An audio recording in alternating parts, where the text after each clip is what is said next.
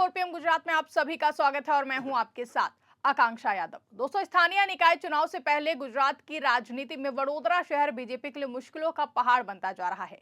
प्रधानमंत्री नरेंद्र मोदी के 31 मार्च के गुजरात दौरे के बाद 15 नगर निगमों और 383 स्थानीय निकाय चुनावों का ऐलान होने वाला है। आपको बता दें कि 2027 के विधानसभा चुनावों के लिए इन चुनावों को सेमीफाइनल माना जा रहा है।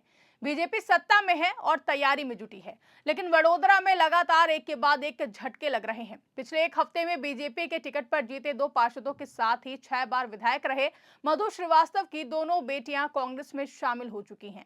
पहली बेटी दीपा श्रीवास्तव कुछ दिन पहले कांग्रेस में आई और अब दूसरी बेटी नीलम श्रीवास्तव ने भी पति के साथ कांग्रेस का दामन थाम लिया है।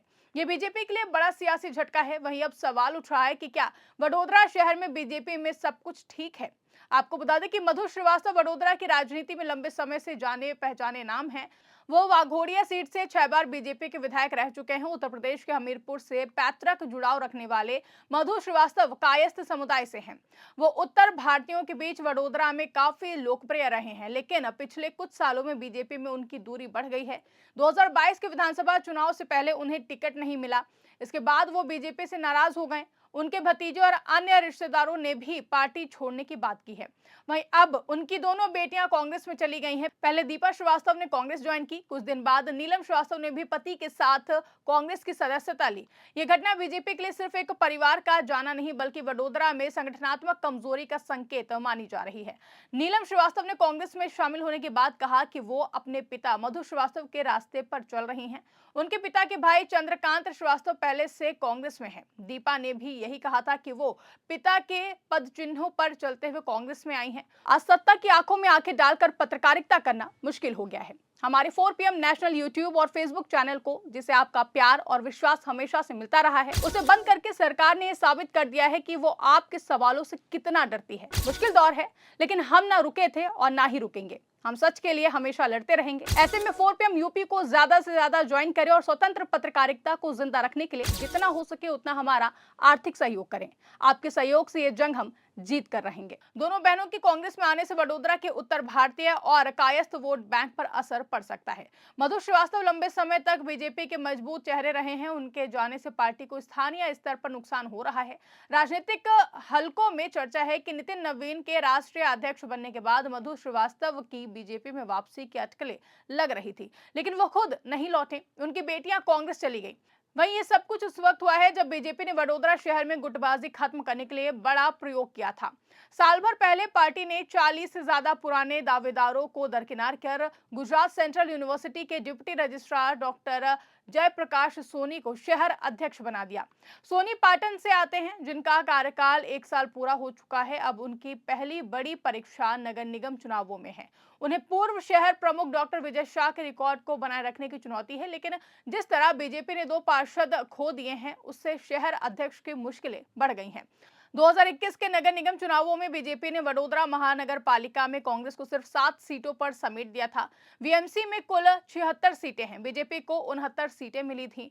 निगम में आधी सीटें महिलाओं के लिए आरक्षित हैं। इस बार कांग्रेस और आम आदमी पार्टी दोनों बीजेपी के लिए अकेले मैदान में उतर रहे हैं।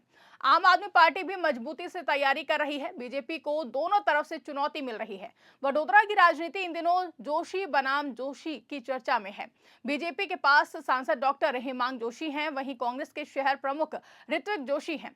कुछ दिन पहले बीजेपी से निष्कासित पूर्व पार्षद आशीष जोशी भी कांग्रेस में शामिल हो चुके हैं। आशीष जोशी वार्ड 15 से पार्षद थे। हनी बोट कांड में उनकी भूमिका पर विवाद हुआ था। बीजेपी ने उन्हें सस्पेंड कर दिया था। अब वो कांग्रेस में हैं। उनके साथ उनकी वार्ड की महिला पार्षद पारुल पटेल भी कांग्रेस में चली गई हैं। मधु श्रीवास्तव की बेटियों के आने से कांग्रेस को वडोदरा में नई ऊर्जा मिली है। गुजरात प्रदेश कांग्रेस कमेटी के अध्यक्ष अमित चावड़ा और विपक्ष के नेता ने इन नेताओं का स्वागत किया है। राहुल गांधी के हाल के वडोदरा दौरे के बाद ये सेंधमारी हुई है, जहां राहुल गांधी ने आदिवासी नेताओं से मुलाकात की थी। उसी दौरान ये नेता कांग्रेस में शामिल हुए हैं। कांग्रेस इसे बीजेपी में टूट का संकेत बता रही है।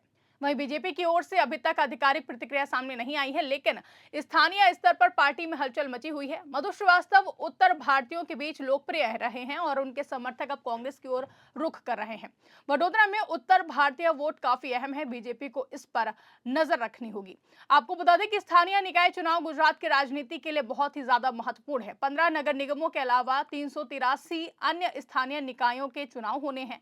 बीजेपी 30 साल से सत्ता में है, लेकिन विपक्षी पार्टियां इसे बदलाव का मौका बता रही हैं। आम आदमी पार्टी ने पहले ही अमरेली, दाहोद, जामनगर में सभाएं की हैं। कांग्रेस भी सक्रिय है। वडोदरा में बीजेपी के 2 पार्षदों और मधु श्रीवास्तव की दोनों बेटियों का जाना कांग्रेस के लिए बड़ा फायदा है।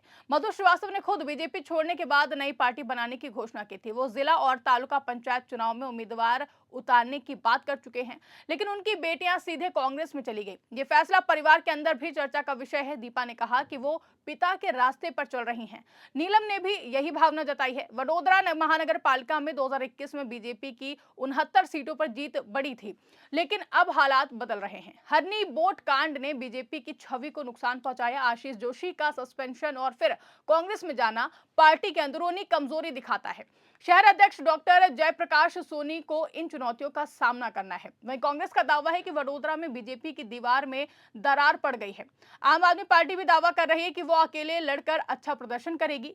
2027 के विधानसभा चुनाव से पहले ये चुनाव बीजेपी की ताकत पर सवाल खड़े कर रहे हैं। मधु श्रीवास्तव की लोकप्रियता का फायदा अब कांग्रेस को मिल सकता है। वो वघोड़िया सीट से लंबे समय तक विधायक रहे। उनकी बेटियां स्थानीय स्तर पर सक्रिय हैं। नीलम श्रीवास्तव ने पति के साथ कांग्रेस ज्वाइन की है, जिससे परिवार का पूरा समर्थन कांग्रेस को मिला। आपको बता दें, यह घटना गुजरात में बीजेपी की सत्ता के खिलाफ असंतोष का संकेत है। कई पुराने नेता पार्टी छोड़ रहे हैं। वडोदरा जैसे बड़े शहर में यह झटका बीजेपी के लिए चिंता का विषय है।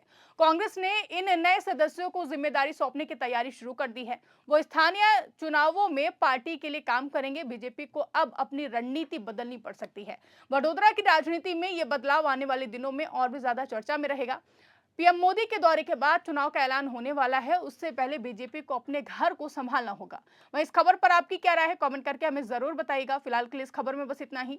ऐसी तमाम बड़ी और राजनीतिक खबरों के लिए आप बने रहिए और देखते रहिए 4 PM गुजरात। धन्यवाद।